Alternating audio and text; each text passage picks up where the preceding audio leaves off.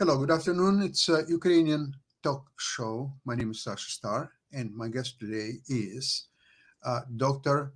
Jonathan Lockwood. Welcome to the show, Jonathan. Thank you, Sasha. Glad to be here. Great to have you as always. So the still some kind of some people believe it's a stalemate, but every day Russia is losing 1,000 people. It's already over 400,000 people Yeah. that are lost. Can you mention that number? 400,000. It's I even don't know what to compare it to. It's incredible number. If 10 years. Well, it's below the numbers of World War II, which is obviously a big gap to fill, but it's certainly greater than any other conflict that Russia has been involved with in the 21st century. Certainly, it's the largest number of casualties for them there, and it is the largest number of casualties that Russia has experienced in any period of its history going back to the beginning of the Cold War. So only the Second World War would exceed the number of casualties that Russia has sustained thus far. Now, I mentioned that actually the Second World War for Russia started, they claim, in June of 1941. So it was only 4 years, Great Russian War, or they call it Great Patriotic War. Now, but this war is already 2 years old, so it's already half the distance where Russia was fighting Germany, one of the superior armies of all the time. And here they're fighting Ukraine, which virtually had no army a few years ago. Which tells you actually that the quality of the Russian soldier compared with the Second World War is in fact lower. Yeah. Lower today in the 21st century than it was during the Second World War. During the Second World War, of course, you have a much greater degree of patriotic fervor supporting the Russian cause than you have now. So there is that, and plus the fact that because they had not really been tested in combat since Afghanistan. They're involved in Afghanistan, which ended in 1989. So that's you have a very inexperienced military, which has already lost the best quality soldiers that they had up to this point, and now they're going through their second tier and third tier level of personnel before they, in desperation, would have to start turning to the actual Russian people themselves, the core people, the ones in Moscow and and at that point they're in real trouble.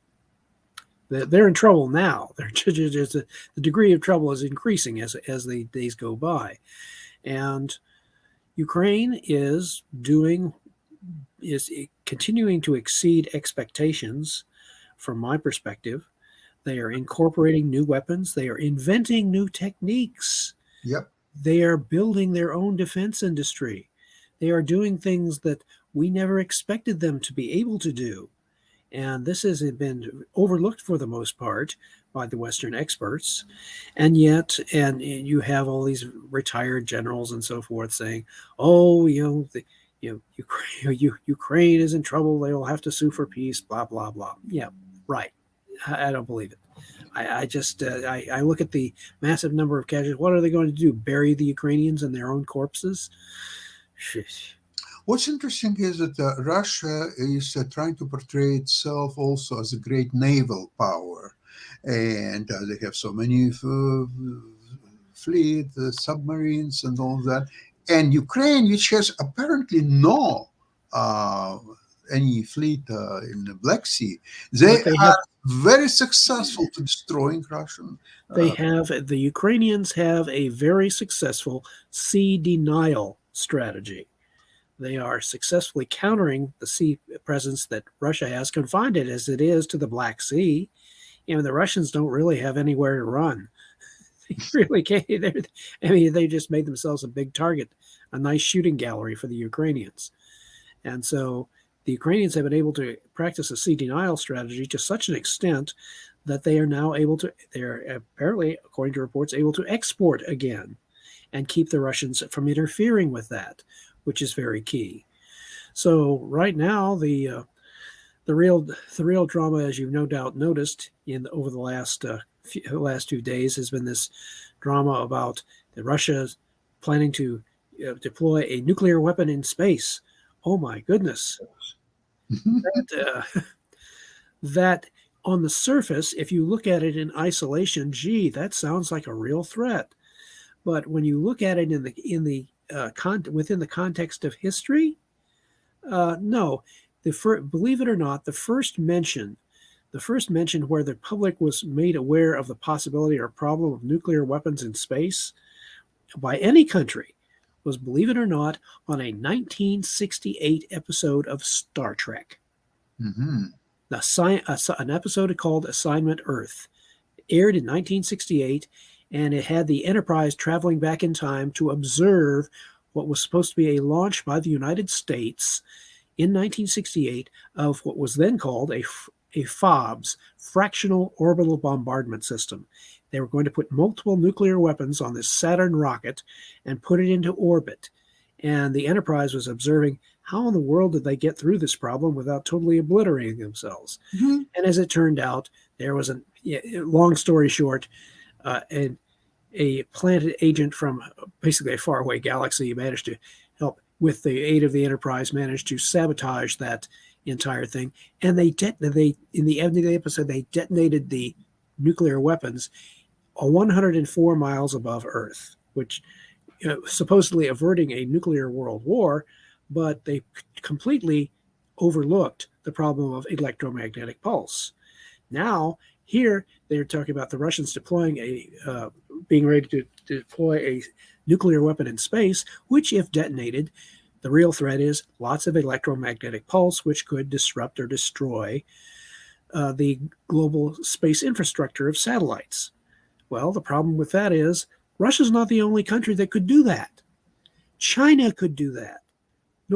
Even North Korea, any country that has a nuclear weapon or warhead, and they put it on a missile and get it up even to a suborbital path, would be capable of threatening the global space infrastructure by threatening to detonate that weapon in space.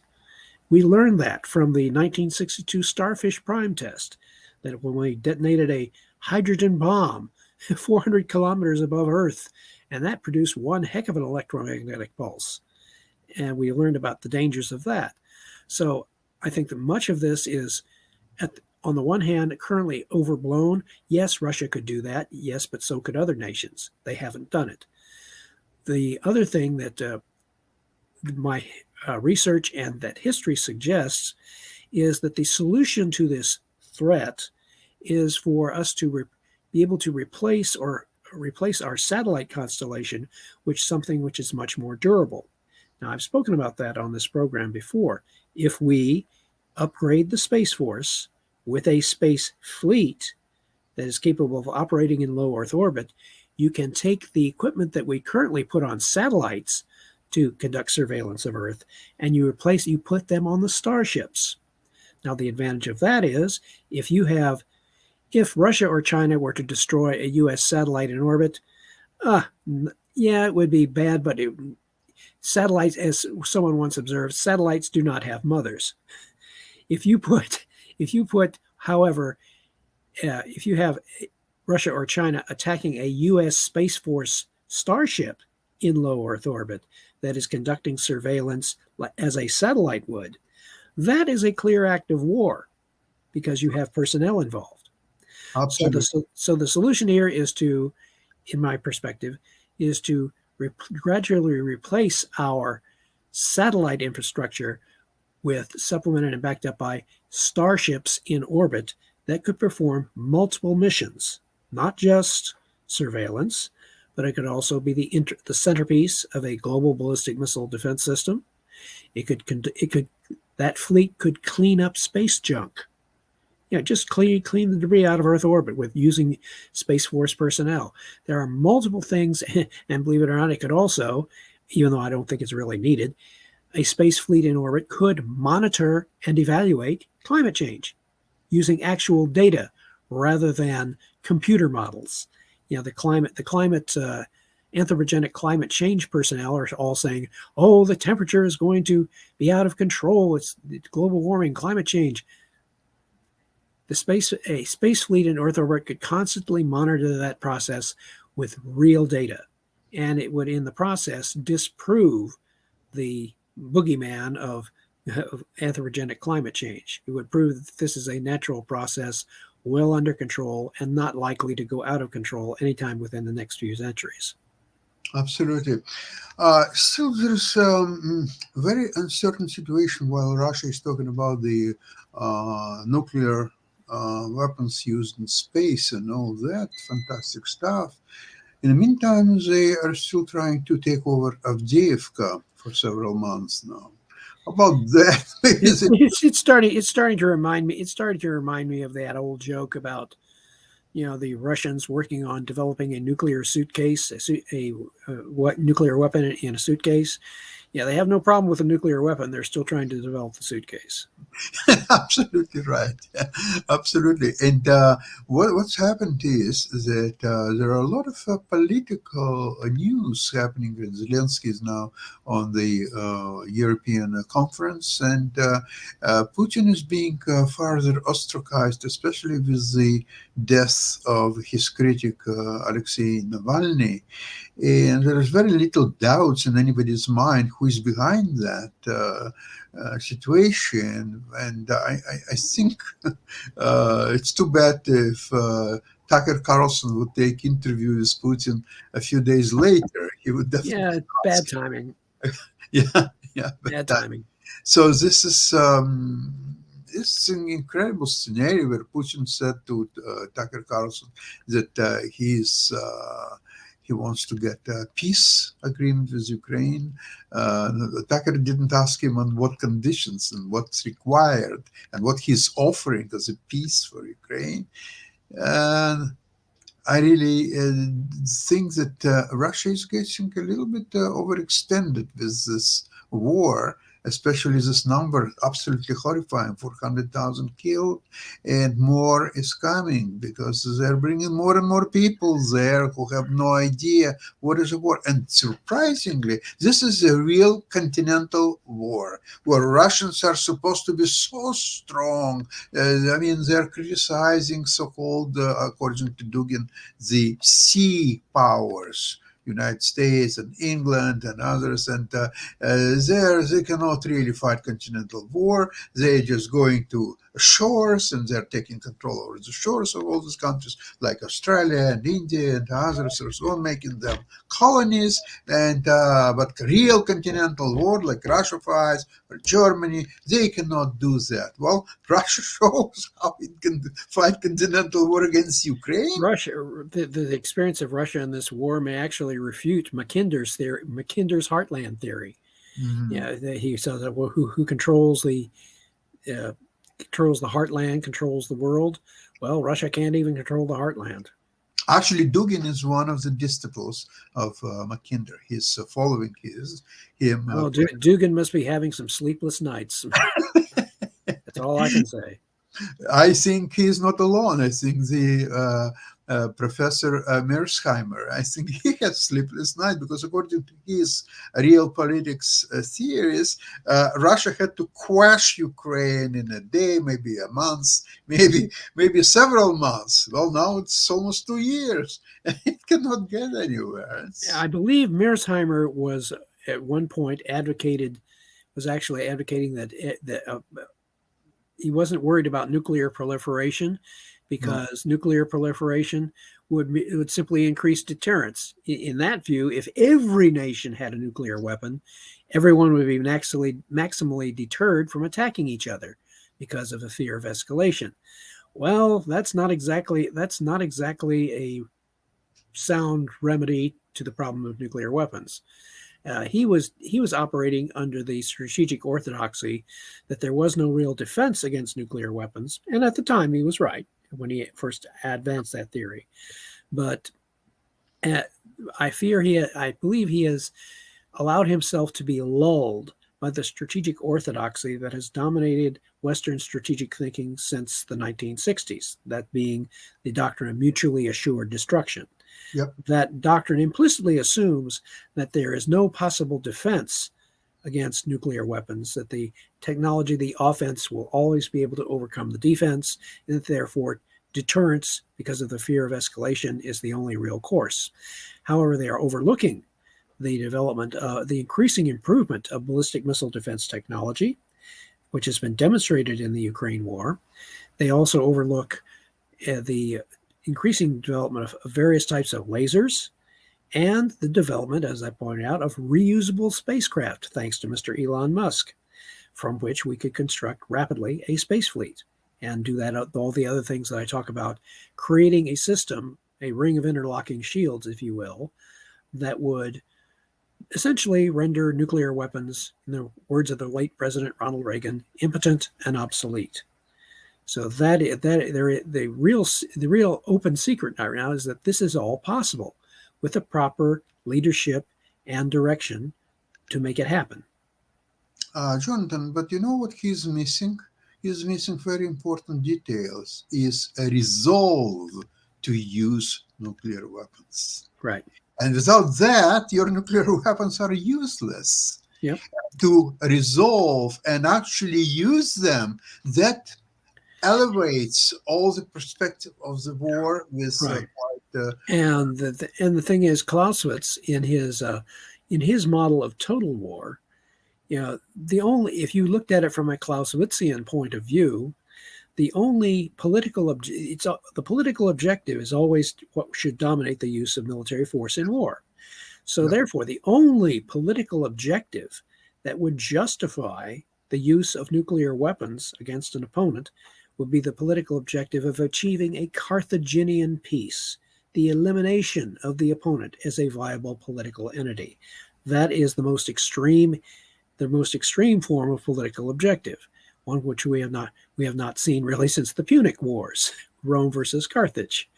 So now you have, with no opponent apparently willing to be able to go to that extreme, the logical course of action for the United States and the West is to pursue an asymmetric response to Russia's nuclear strategy based upon ballistic missile defense, with the aim of neutralizing and making Russia's weapons impotent and obsolete.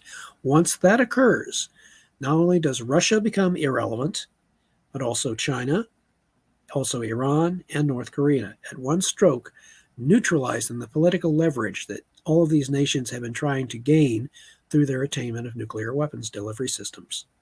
But because no one of these countries has resolved to use nuclear weapons, their so-called or perceived advantage of having these weapons, except Iran, that on its way, but it still doesn't have it yet.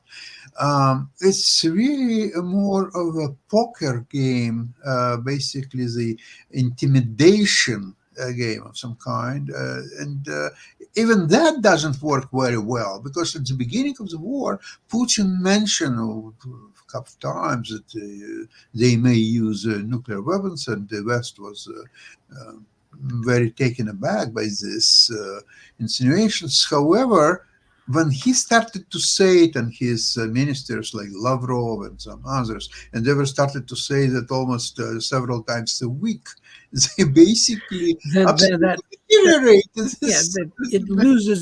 threat loses its potency the more they repeat it.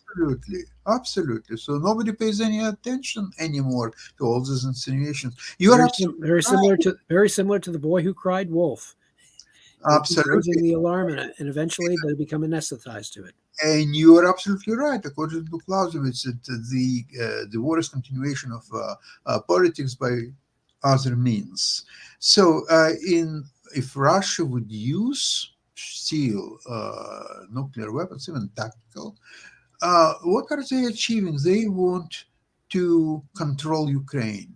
So you want to control Ukraine after the nuclear explosions. It's not viable strategy, and you're saying Putin's saying that we are all same people, we are brothers, Ukrainian and Russians. So you're using nuclear weapons against your brothers. How that works? It also reminds me, it harkens back to when in 1990, when East Germany collapsed, Yeah. and the West Germans went into the East German military bases, and they discovered the Warsaw Pact's war plans. And Lothar Ruhl, a German journalist, wrote an article about the war plans that they discovered, and discovered that the Warsaw Pact, up until through 1989, was planning, in the event of war with NATO, to use up to 300 nuclear weapons against NATO targets, with the aim literally of essentially blasting a hole through NATO's lines in the North German plain and then driving straight for the Channel coast. But Jonathan, wait a second. At that time, most of the time during the Soviet Union, Russians had a huge advantage in tanks and air force. And so why did they need to use nuclear weapons if they could overrun Western Europe in a matter of few days? Well, probably because the Russians did not have that much confidence in their own logistical capabilities and conventional warfare capabilities. The idea, according to Soviet military theory at that time, that they used examples from World War II, which suggested that the higher the density of artillery fire over a shorter period of time, they claim that led to greater rates of advance for their forces.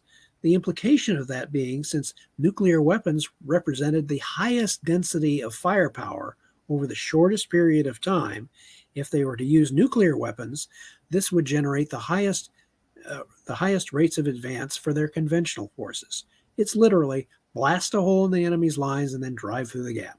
But their conventional forces would have to operate on a radiation zone, and that's the big problem. Yeah, they would have to drive through that contaminated zone.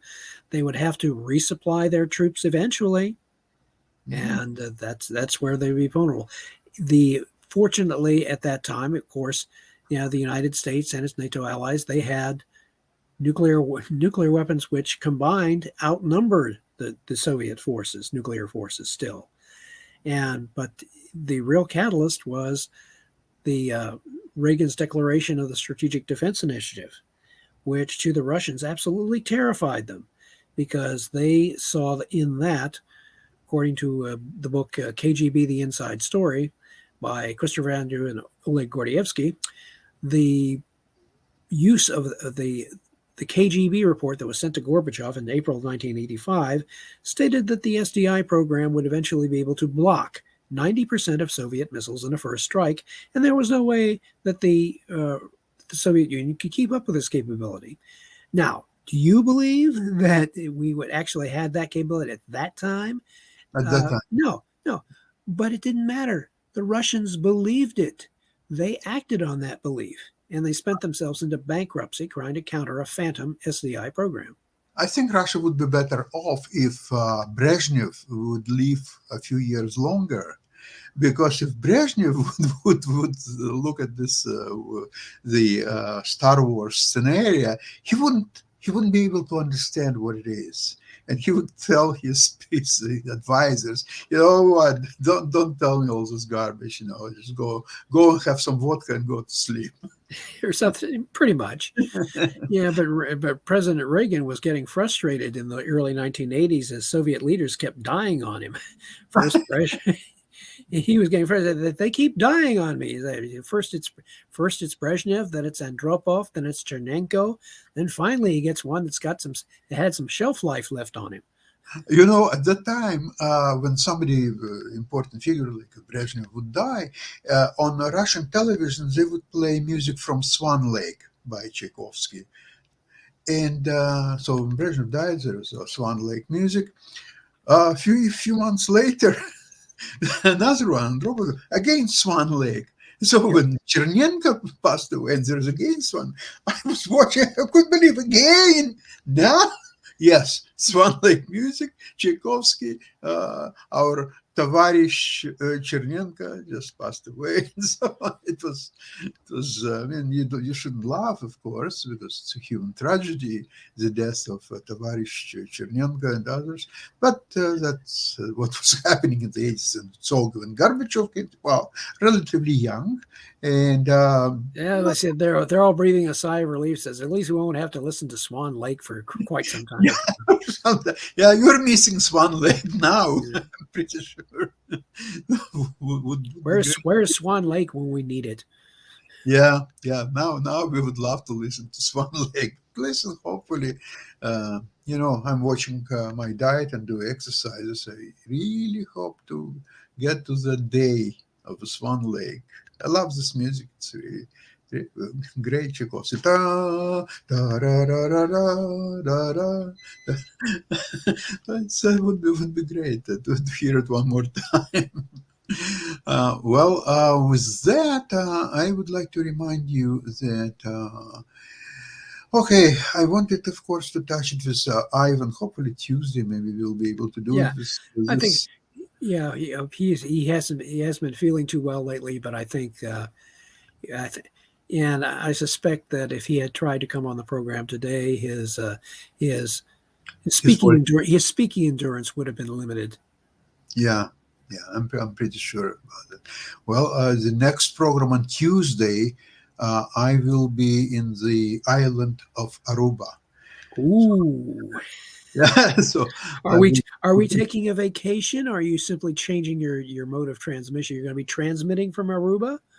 Uh, well, it's vacation, and I will be transmitting from Aruba. I will be there for 2 weeks. It's Ooh. our first trip in 4 years because Oh, of the COVID. excellent.